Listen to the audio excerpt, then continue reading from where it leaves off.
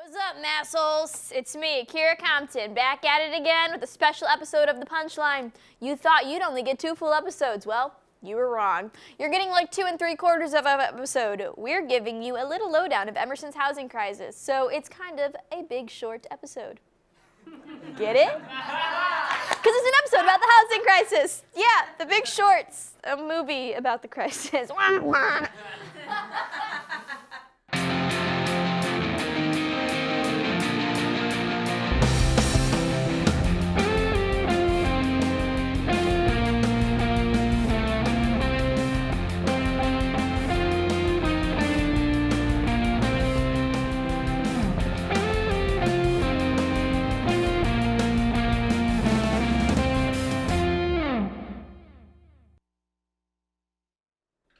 It's official. Little Building will be closing its doors for the foreseeable future starting next school year. While it will be hard to live without thin walls and chlorine-flavored DH salad, we've got some harder news. No housing for juniors and seniors. That's right, kids. Mama Bird Emerson is throwing you out of the nest. Better hope you can fly and that the bird landlord doesn't chop down your branch.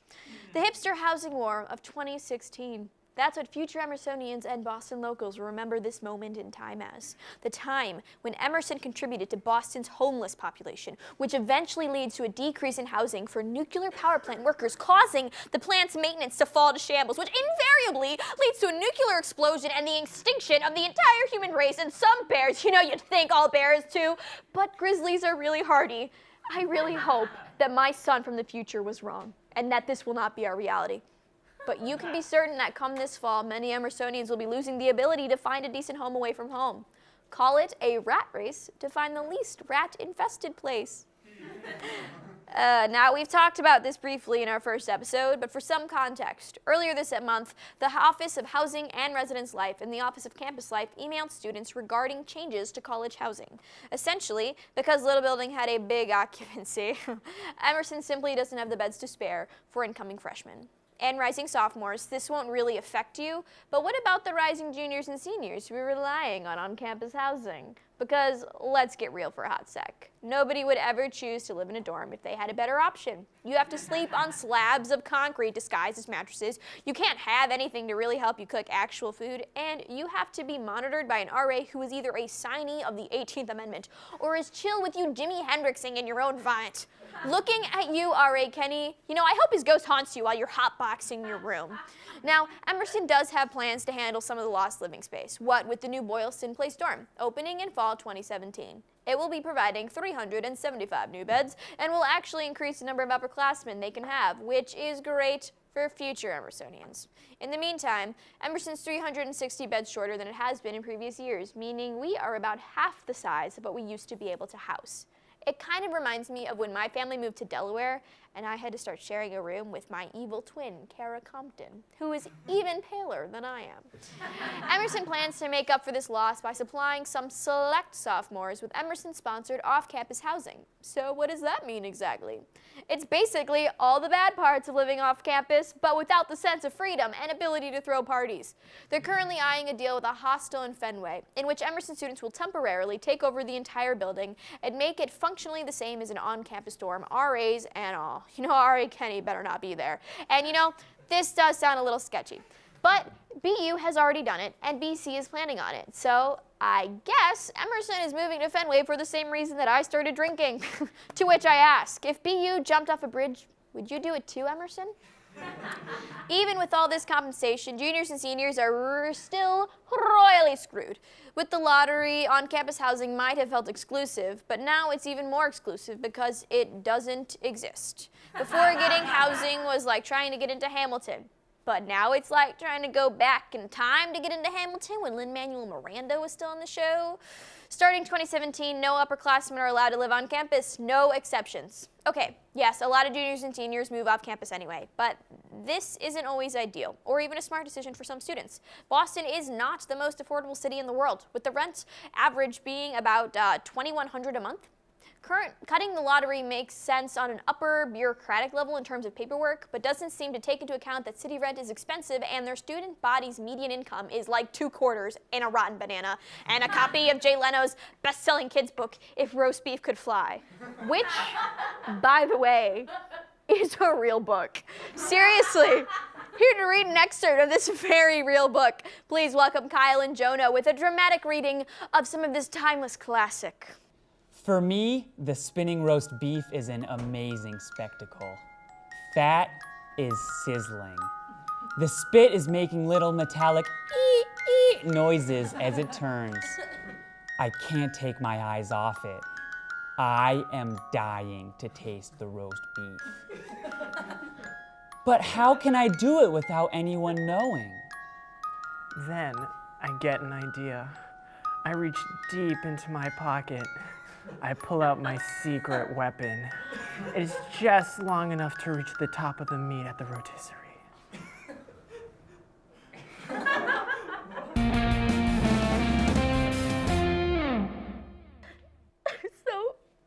So beautiful. I'm sorry, I'm not crying about Jay Leno's shining chin-shaped literary turdlet.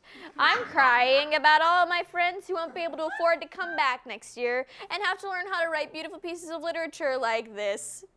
In a lot of cases, on-campus housing is the only way an education at Emerson is possible. Now, I know what you're going to say, but Kira, living off campus is cheaper.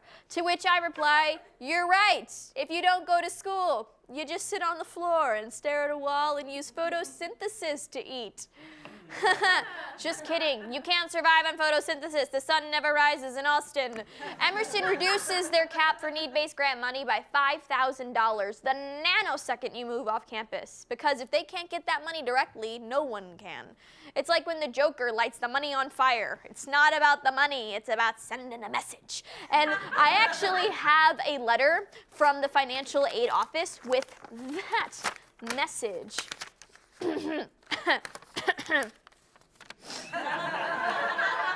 Wow, inspiring.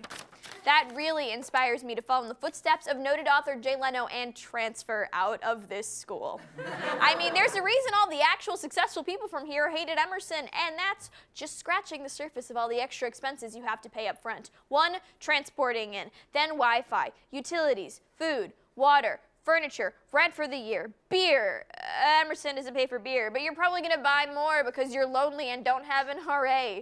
Basically, it turns all those invisible fees Emerson charges you visible, as if the invisible man were putting on clothes. And yes, you could, if you really tried, spend less money.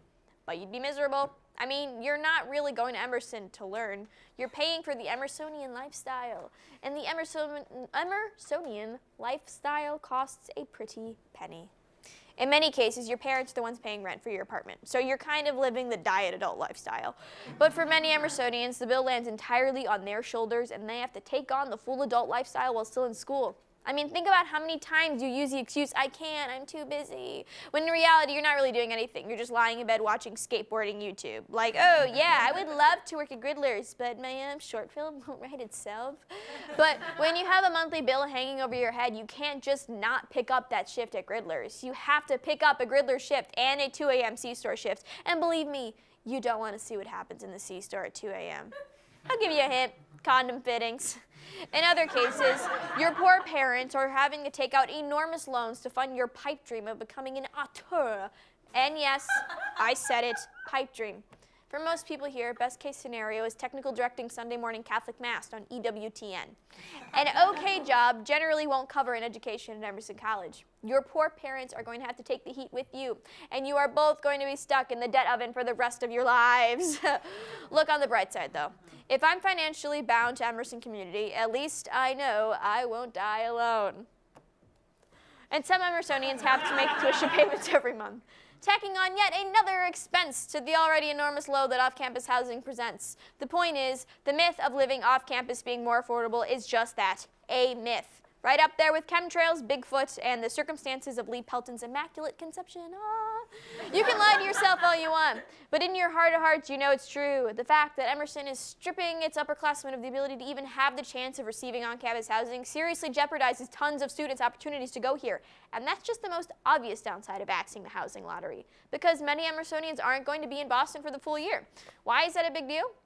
Well, generally, a lease on an apartment is a full year. And even though you're moving to LA midway through the year, you're still responsible for every month's rent that you aren't present for. It's like a Hershey's bar. You know how it's like split into 12 even pieces? You can't just buy 5 individual squares because that's what fits into your diet. You have to figure out what to do with the other 7 pieces. And you still have to pay for the entire bar regardless. You could try and sell 3 of those pieces, but it says on the contract, not for resale. And then you have to post on all the Emerson housing pages under the table. Wait, we're not really talking about Hershey's bars anymore, are we? So subletting, right. That seems like the magic bullet answer. You can just pawn off the months you don't want on the free and for sale page. That's great. One thing though, whose name is still on the lease? That's right, yours. So if your subletter decided, hey, this room in Alston seems like a great place for my devised theater piece where I just shit on the floor, and then I laminate the shit, and then I spray paint Hillary Clinton on the wall. You're gonna be the one who's responsible. It's kind of like blaming something on your imaginary friend. Sure, Bing Bong might have killed 3 people, but you're the one with a bloody knife in your apartment. You can sing, who's your friend that likes to slay? Bing Bong, all you want, and the cops are still gonna be like, LMAO, you're going to jail. There's still plenty of good sublets and subletters out there, but those are in a relatively short supply, and they'll only become more and more scarce, not to mention that a lot of times your lease will explicitly say subletting not allowed. And when you don't follow the rule of that lease, you're basically as bad as that one kid that pawned off his dorm room in Airbnb, free Jack Worth. Now, there are no clear answers to how to solve this issue, because, like it or not, LB does need to be fixed. As much as we like to tell ourselves otherwise, it is not okay that half of our campus is covered with scaffolding. That's not normal. We're going to have to shut it down, and Emerson will have to be 360 beds short for the next 2 years. But Emerson does have a responsibility to make sure that a lack of housing isn't prohibiting a factor to an Emerson education. At the same time, they also have a responsibility to not completely fuck up the rest of Boston housing market. Remember that hostel in Fenway that would help Emerson make up for the lost beds? Well, that location is one of the few areas in Fenway that hasn't been completely gentrified according to the coalition to make Fenway affordable. And once it's gone, the rent is going to skyrocket. And full-time Boston residents hoping to find affordable housing is going to be just like the Red Sox hope of going to the World Series this year. Crushed. So basically what we're saying is that Emerson really does have noble intentions in trying to fix our housing problems. We know they don't want to have to take housing away from juniors and seniors, but right now it looks like they have to. But we do have an idea for an option that may not have been considered, allowing freshmen and sophomores to opt out of housing. We're not saying housing shouldn't be guaranteed for them. It should be. But in a lot of cases, certain freshmen and sophomores want to live off campus. Their parents might live in the area and they're just burning money living on campus, or maybe they're just rich and they want to live their fantasy of being Zach or Cody. But let's be real, nobody wants to be Cody. Fuck Cody. That's a big fucking nerd. He probably was friends with Mr. Mosby behind Zach's back. How do you think Zach got caught every time? Hashtag Zach for life.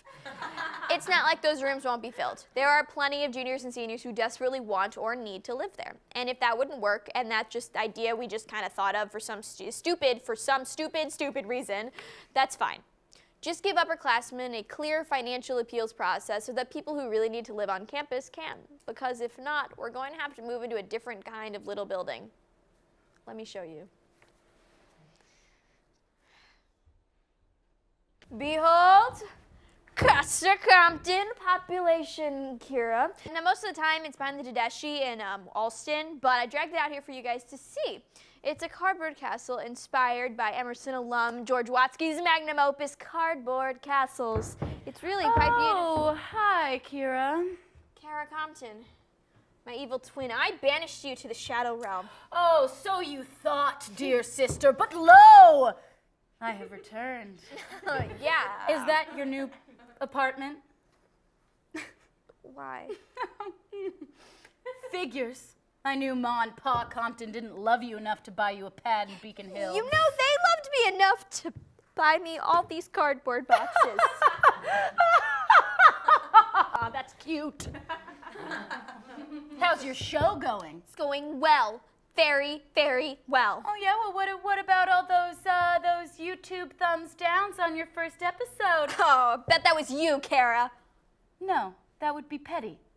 If I really wanted to ruin your life, I would sublet your apartment and then destroy it. Well, it would be pretty wacky if you did. Surprise, motherfucker! And that's our show, everybody! That's my freaking line!